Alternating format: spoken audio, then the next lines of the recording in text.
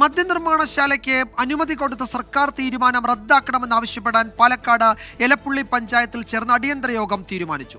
മുഖ്യമന്ത്രി ഉൾപ്പെടെ 5 മന്ത്രിമാർക്ക് ഇത് സംബന്ധിച്ച് വിയോജനക്കുറിപ്പ് നൽകും.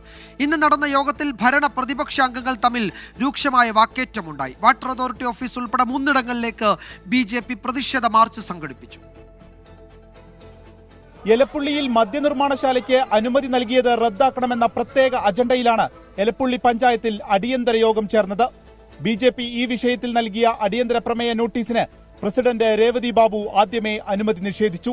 പ്രമേയത്തിന് ഒരാഴ്ച മുൻപ് അനുമതി വാങ്ങണമെന്ന് അറിയിച്ചു. തുടർന്ന് പലതവണ ഭരണ പ്രതിപക്ഷ അംഗങ്ങൾ തമ്മിൽ വാക്കേറ്റം.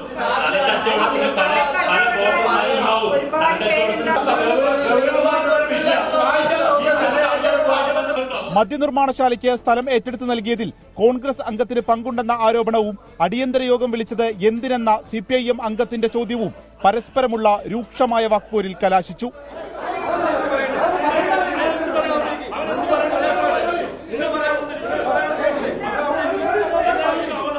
മദ്യനിർമ്മാണശാല വരുന്നതിലെ വിയോജിപ്പ് സർക്കാരിനെ അറിയിക്കാൻ ഭരണസമിതി തീരുമാനിച്ചു.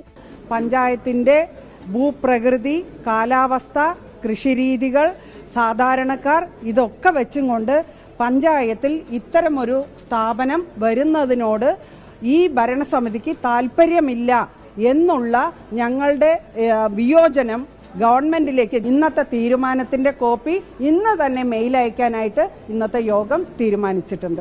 മദ്യനിർമ്മാണശാല വരുന്നതിൽ അനുകൂലിക്കുകയോ പ്രതികൂലിക്കുകയോ ചെയ്യാതെ CPIM അംഗങ്ങൾ ഇതിപ്പോ സർക്കാരിൽ നിന്ന് ഒരു തീരുമാനവും മറ്റും ഒന്നും വരാതെ ഒരു ശൂന്യതയിൽ നിന്നും എടുത്തിട്ടുള്ള ഒരു അജണ്ട പോലെയാണ് ഇന്ന് അജണ്ട വെച്ചിട്ടുള്ളത്. അപ്പൊ ആ അജണ്ടയിൽ മേൽ ഒരു തീരുമാനം ഞങ്ങൾക്ക് പറയാനില്ല.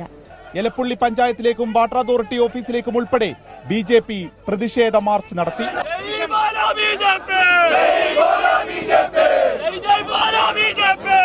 24 പാലക്കാട്.